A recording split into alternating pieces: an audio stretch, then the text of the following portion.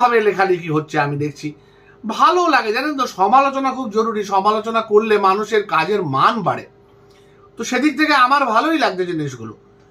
আমাকে যত কেউ খারাপ বলবে না, আমার তত ভেতরে নিজেকে শুদ্ধিকরণের একটা প্রবণতা তৈরি হয়। কিন্তু মুশকিল হচ্ছে রাজ্য সরকারে তার একটু দেখছি না, বুঝলেন?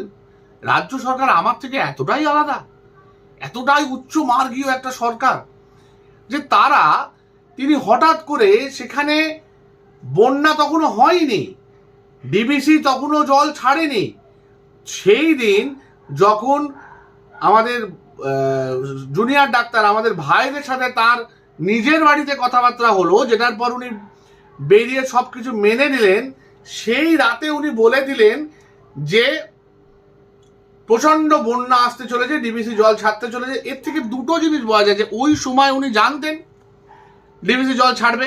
উনি কিন্তু